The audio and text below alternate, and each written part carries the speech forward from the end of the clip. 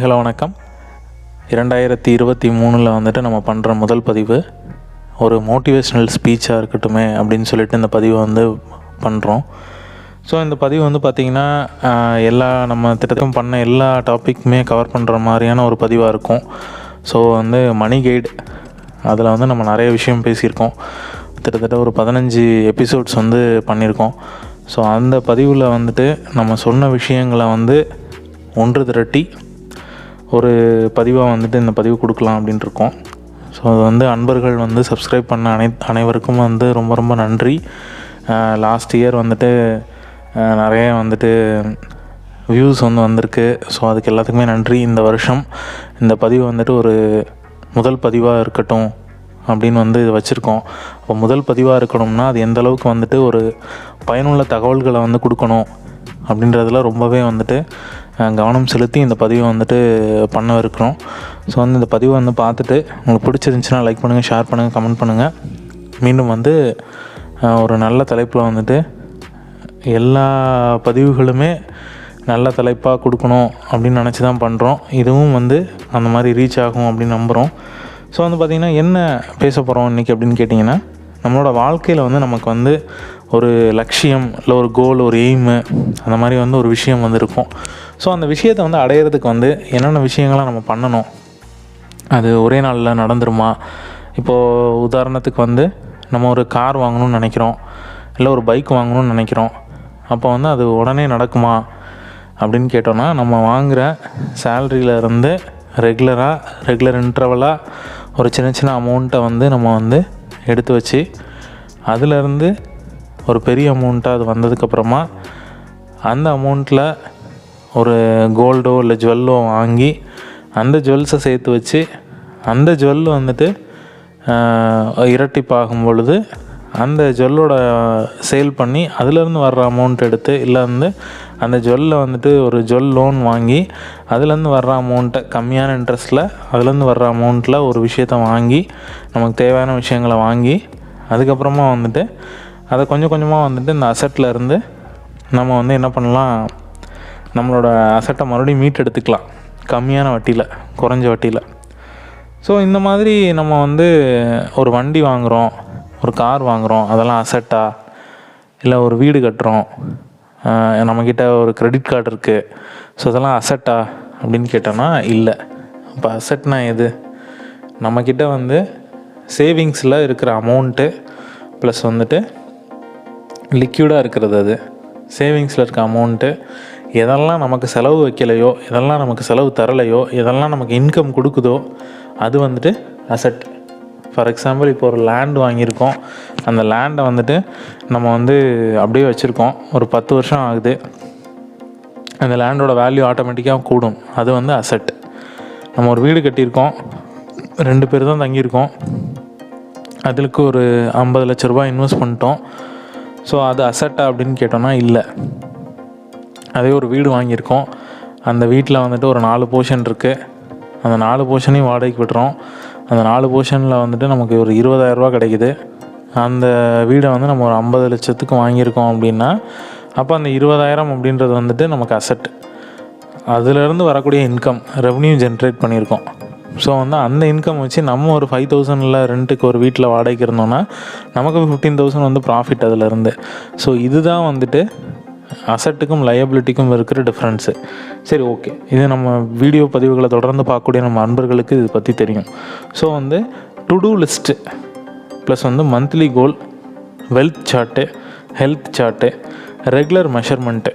இப்போ regular measurement இருந்தால் தான் ஒரு விஷயத்தை நம்மளால் வந்துட்டு கண்ட்ரோல் பண்ணவோ இல்லை வந்து அதிகரிக்கவோ முடியும். ஸோ வந்து மெஷர்மெண்ட் அப்படின்ற ஒரு விஷயம் இல்லாமல் நம்மளோட வாழ்க்கையில் எதையுமே நம்மளால் மாற்றிக்கவே முடியாது. அப்படின்றப்போ நம்மளோட வெல்த் சார்ட்டு அப்படின்றத பற்றி நம்ம நிறைய பேசியிருக்கோம். இப்போ நம்ம எவ்வளோ சம்பாதிக்கிறோம், எவ்வளோ நம்ம சேர்த்து வைக்கிறோம், எவ்வளோ வந்துட்டு பர்சன்டேஜ் வந்து நம்ம வந்து சேர்த்து வைக்கணும் அப்படின்றது எல்லாமே நம்மளோட முந்தைய பதிவுகளில் வந்து கொடுத்துருக்கோம். இப்போது ஒருத்தரோட வருமானம் வந்துட்டு 20,000 ரூபாய் இருக்குது அப்படின்னா அந்த வருமானத்தில் வந்து பார்த்திங்கன்னா ஒரு 30% வந்துட்டு நம்ம வந்து சேர்த்து வைக்கணும்.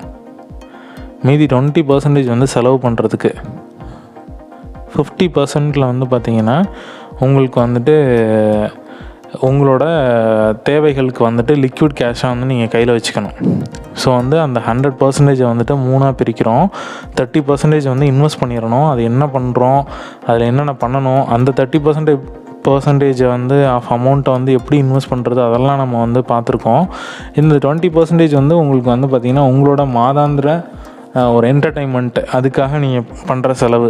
ஸோ அப்போ வந்து உங்களுக்கு மீதி ரிமைனிங் இருக்க 50%ல் தான் வந்துட்டு உங்களுக்கு வந்து உங்களோட ஹாஸ்பிட்டல் செலவாக இருக்கட்டும், இல்லை வந்துட்டு உங்களுக்கு வந்து நீங்கள் சாப்பிட்றதா இருக்கட்டும், எதுவாக இருந்தாலும் அது அந்த 50%ல் தான் நீங்கள் செலவு பண்ணணும்.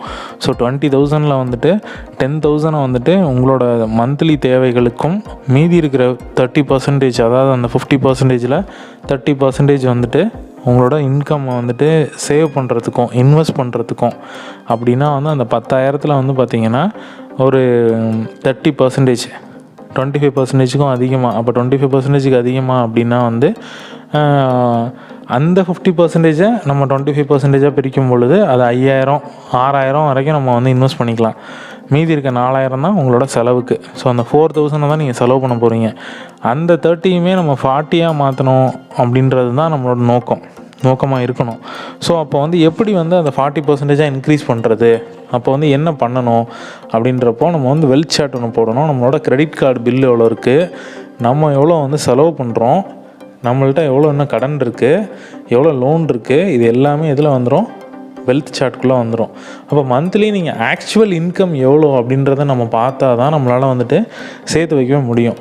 ப்ளஸ் வந்து டு டூ லிஸ்ட்டு, இன்றைக்கி இந்த விஷயத்தை நான் வந்து செய்யணும், இன்றைக்கி இந்த விஷயத்தை நான் வந்துட்டு முடிக்கணும் அப்படின்றத நம்ம வந்து பிளான் பண்ணால் தான் கொஞ்சம் கொஞ்சமாக வந்துட்டு ஒரு நாளைக்கும் ஒரு விஷயத்தை நம்ம வந்து பண்ணும் பொழுது அது நம்மளால் முடிக்க முடியுதா இல்லையா அப்படின்றத நம்மளால் வந்து செக் பண்ண முடியும். அந்த டே முடியும் பொழுது எது நமக்கு இன்றைக்கி ரொம்ப முக்கியமான விஷயம் அப்படின்றத பார்த்து அந்த விஷயத்தை நம்ம வந்து அன்றைக்கி முடிக்கிறோம் அப்படின்னா அது நமக்கு வந்து சிறந்த நாளாக அன்றைக்கி தான் அமையும். ஸோ வந்து இன்றைக்கி வந்து நம்ம ஒரு பட்ஜெட் வந்து போடணும் அப்படின்னு முடிவு பண்ணிட்டோம், மாதாந்திர பட்ஜெட்டு. அந்த பட்ஜெட் வந்துட்டு போட்டே ஆகணும் அப்படின்றது தான் முக்கியமான வேலையாக இருக்குது. பட் நிறைய வேலைகள் இருந்தாலும் இந்த மாதத்துக்கு வந்துட்டு 1லேருந்து 5க்குள்ளே ஒரு பட்ஜெட் போட்டால் தான் நம்மளால் வந்துட்டு பர்ச்சேஸ் பண்ணி அதுக்கப்புறம் வந்துட்டு அந்த மந்த்தை வந்து ரன் பண்ண முடியும். அப்படின்னா அப்போ அந்த 5 நாளில் வந்துட்டு முதல் 5 தேதியில் சேலரி வந்த உடனே நம்ம முதல்ல பண்ண வேண்டிய விஷயம் என்னது, பட்ஜெட் போடுறது. ஸோ அது ரொம்ப ரொம்ப முக்கியமான விஷயம். ஸோ அதை நம்ம வந்து டு டூ லிஸ்ட்டில் ஃபஸ்ட்டு பாயிண்டில் வந்து வச்சுக்கணும். அதுக்கப்புறமா நமக்கு அன்றைக்கி தேதிக்கு என்னென்ன விஷயங்கள் வந்து அன்னைக்கு நீங்கள் பண்ணுறதுல முக்கியமான விஷயம் அப்படின்றத பார்த்து அந்த செக்லிஸ்ட்டில் வந்துட்டு பார்த்தீங்கன்னா நீங்கள் வந்து ஆர்டர் பண்ணிட்டே வந்து அன்னைக்கு இரவு நீங்கள் பார்க்கும் பொழுது அதெல்லாம் முடிச்சிருக்கோமா அப்படின்றத வந்துட்டு ஒரு பிளான் பண்ணி அன்றைய டேவை வந்துட்டு நம்ம வந்து செயல்படுத்துகிறோமா அப்படின்றது தான் வந்துட்டு அந்த டு டூ லிஸ்ட்டு. ஸோ வந்து காலையிலேருந்து ஈவினிங் வரைக்கும் நீங்கள் என்ன பண்ண போகிறீங்கன்றத வந்து ஒரு பிளான் பண்ணி அந்த பிளான் படி நீங்கள் செயல்படுத்துகிறீங்களா அப்படின்றது தான் வந்துட்டு நம்ம செக் பண்ணுறோம் நாமளே ஒரு நாளைக்கு. அதே மாதிரி ஒரு மந்த்துக்கான கோலை செட் பண்ணிவிட்டு அந்த மந்த்துக்குள்ளே இந்த விஷயங்களை முடிக்கணும் அப்படின்றத வந்து செட் பண்ணிவிட்டு அதுக்கப்புறம் வீக்லி சார்ட் வந்து போட்டு அந்தந்த வீக்குக்கு என்னென்ன பண்ண போகிறோம். இப்போ 2023 வந்துருச்சு. ஸோ அந்த 2023 நம்ம எந்த மாதிரியெல்லாம் பயன்படுத்த போகிறோம், யூட்டிலைஸ் பண்ண போகிறோம், நல்ல விஷயங்களுக்காக எப்படி வந்து பயன்படுத்துறது, நம்மளோட ஆக்கப்பூர்வமான ஒரு பாசிட்டிவான ஒரு எனர்ஜியை வந்துட்டு எண்ணங்களை வந்துட்டு உண்டு பண்ணுறதுக்கு என்னென்ன விஷயங்கள்லாம் தேவை, நம்ம பாசிட்டிவ் வைப்பில் நம்மளோட வைப்ரேஷன்ஸை வந்து வச்சுக்கிறதுக்கு, நம்மளை நம்ம பாசிட்டிவாக வச்சுக்கிறதுக்கு என்னென்ன விஷயங்கள்லாம் தேவை, நம்மளை நம்ம சந்தோஷமாக வச்சுக்கிறதுக்கு என்னென்ன விஷயங்கள்லாம் தேவை. பணம் அப்படின்ற விஷயம் வந்துட்டு நமக்கு வந்து வாழ்க்கையில் ரொம்ப ரொம்ப முக்கியம். அது எல்லா தருணங்கள்லையுமே நம்மளோட இருக்கணும். நம்ம வந்து அந்த பணத்தை வந்துட்டு என்ன மாதிரி நம்ம வந்து பயன்படுத்துகிறோம், அந்த பணத்தை நம்ம வந்து எப்படி வந்து பயன்படுத்துகிறோம், அந்த பணத்தை நம்ம எப்படி இரட்டிப்பாக்குறது, அந்த பணத்தை எப்படி நம்ம வந்துட்டு மல்டிப்ளை பண்ணுறது, அந்த பணத்தை நம்ம என்ன மாதிரி வச்சுருந்தா நமக்கு வந்து பயன்களை கொடுக்கும், அந்த பணம் நம்ம வந்து என்ன மாதிரியான விஷயங்களில் வந்து செயல்படுத்துறதுனால அதை நம்மளால் கட்டுப்படுத்த முடியுது, அந்த செலவினத்தை நம்மளால் எப்படி குறைக்க முடியுது அப்படின்ற விஷயங்களெல்லாம் நம்ம பார்த்து அது எப்படி குறைக்கிறது அப்படின்றத பார்க்குறது தான் ரெகுலர் மெஷர்மெண்ட் மெத்தட். ஸோ அதில் வந்து பார்த்திங்கன்னா நம்ம வந்து ஹெல்த் மெஷர்மெண்ட் சார்ட்னு ஒன்று இருக்குது. நம்ம ஹெல்த்துக்காக எவ்வளோ செலவு பண்ணுறோம். ஸோ இப்போ வந்து டெய்லி வந்து ரெகுலராக நம்ம வந்து ஒரு வெயிட் லாஸ் பண்ணணும்னு நினைக்கிறவங்களா இருந்தால் காலையில் எழுந்திரிச்சோடனே ஒரு 5 கிலோமீட்டர்ஸ் நடக்கிறோம்.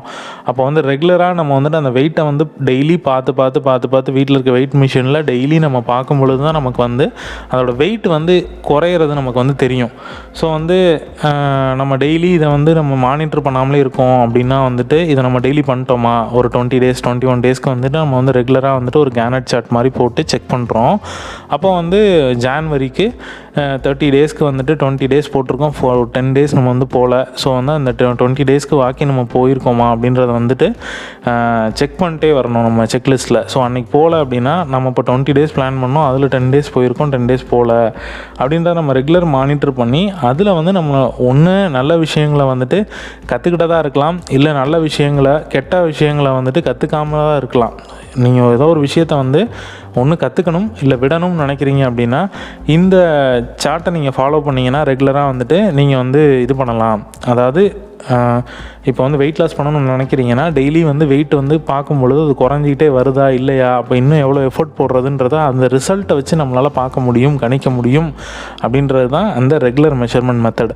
அதே மாதிரி நீங்கள் வந்து ஒரு வெல்த் சார்ட் போடும் பொழுது இன்றைக்கி நம்ம வந்துட்டு எவ்வளோ வந்துட்டு ஸ்நாக்ஸ் சாப்பிட்டோம், எவ்வளோ வந்து நான் செலவு பண்ணேன் சாப்பிட்டதுக்காக மட்டும் அப்படின்றத நம்ம கனெக்ட் பண்ணும் பொழுது நம்ம காலையிலேருந்து இவ்வளோ விஷயங்கள் வந்து சாப்பிட்ருக்கோம், இன்றைக்கி வந்து 300 ரூபா செலவு பண்ணியிருக்கோம் அப்படின்னா அந்த 300 எப்படி குறைக்கிறது, ஒரு 250 அப்படி மாற்றுறது.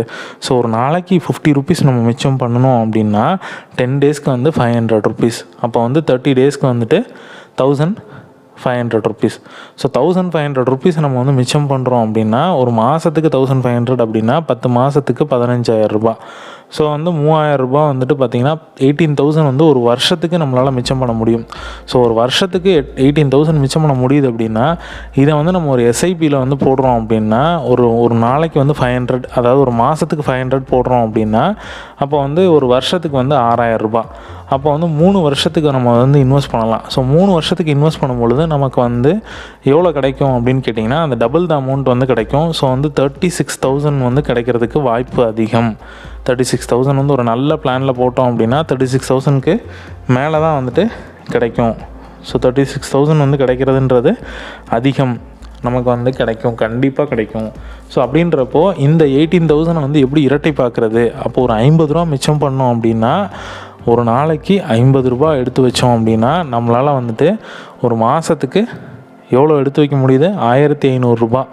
அப்போ ஒரு வருஷத்துக்கு நம்மளால் வந்துட்டு 18,000 ரூபா எடுத்து வைக்க முடியும். ஸோ இந்த மாதிரி ஒரு சின்ன சின்ன விஷயங்களை நம்ம வந்து மெஷர் பண்ணும் பொழுது தான் நம்மளால் வந்துட்டு வாழ்க்கையில் அடுத்த கட்டத்துக்கு போக முடியுது. ஸோ இந்த மாதிரி முக்கியமான விஷயங்களை செய்கிறதுக்கு டு டூ லிஸ்ட்டும், முக்கியமான விஷயங்களை வந்துட்டு நம்ம வந்து செய்கிறதுக்கு ஒரு கோல் செட் பண்ணுறதுக்கு மந்த்லி கோலும், ப்ளஸ் வந்துட்டு அதெல்லாம் நம்ம வந்து செக் பண்ணுறதுக்கு நம்மளோட பணம் வந்து கரெக்டான நம்ம முறையில் நம்ம வந்து செலவினம் செய்கிறோமா அப்படின்றத பார்க்குறதுக்கு வெல்த் சார்ட்டும், ப்ளஸ் வந்து நம்மளோட உடம்பு ஆரோக்கியமாக இருக்கா, இவ்வளோ விஷயம் பண்ணுறோம், இவ்வளோ விஷயங்கள் வந்து செயல்படுத்துகிறோம், இப்போ நம்ம ஆரோக்கியமாக இருக்குமா, நம்ம உடம்பை கவனிச்சிக்கிறோமா அப்படின்றத வந்து பார்க்குறோம். ப்ளஸ் வந்து நம்ம வந்து எதில் இன்வெஸ்ட் பண்ணுறோம் கரெக்டாக அப்படின்றது, இந்த விஷயங்கள் எல்லாத்தையுமே நம்ம வந்து எதில் பண்ணுறோம், ரெகுலர் மெயின்டெனன்ஸ் ரெகுலர் மெஷர்மெண்ட்டை பண்ணி தான் நம்மளால் ஒரு விஷயத்துக்குள்ளே வந்து நுழைய முடியுது. அதே மாதிரி இந்த 2023 நம்ம வந்து சொல்லக்கூடிய ஒரு 3 விஷயங்கள் என்ன அப்படின்னா, சிஸ்டமேட்டிக் இன்வெஸ்ட்மெண்ட் பிளான் வந்து கண்டிப்பாக பண்ணுங்கள், கோல்டை வந்து வாங்குங்க, அதுக்கப்புறம் வந்து ஒரு டேர்ம் இன்சூரன்ஸ் வந்து போடுங்க. இந்த 3 விஷயங்கள் வந்துட்டு நீங்கள் வந்து பண்ணுனா இந்த வருடம் இந்த விஷயத்தை நீங்கள் பண்ணுங்கள், இதனால் உங்களுக்கு வந்து பயனடைவீங்க. ஸோ வந்து ஒரு எஸ்ஐபி நான் போட்டுட்டேன், இந்த பதிவை பார்த்து நான் ஒரு டேர்ம் இன்சூரன்ஸ் வந்து எடுத்தேன், இந்த பதிவை பார்த்து நான் வந்து கோல்டு வாங்கினேன், ஒரு மாதத்துக்கு 1 கிராம் காயின் வாங்கினேன் அப்படின்னு வந்து வாங்கிட்டு இதே மாதிரி 2024க்கு நம்ம ஒரு பதிவு போடுவோம். ஸோ 12 மாதத்தில் நம்ம வந்து எவ்வளோ சேர்த்துருக்கோம். ஸோ ஒரு 6,000 ரூபா எஸ்ஐபியில், 1 கிராம் வந்து ஒரு மாதத்துக்கு அப்படின்னா 5,000 ரூபா.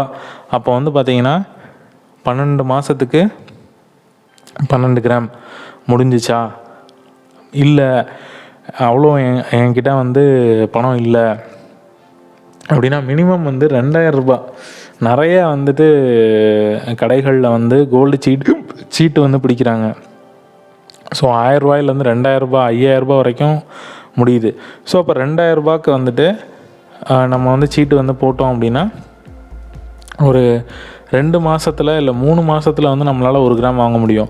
ஸோ அப்படி நம்ம வந்து 3 மாதத்துக்கு 1 கிராம்னு வச்சுட்டா கூட 4 கிராம் வந்து உங்களால் வாங்கியிருக்கணும்.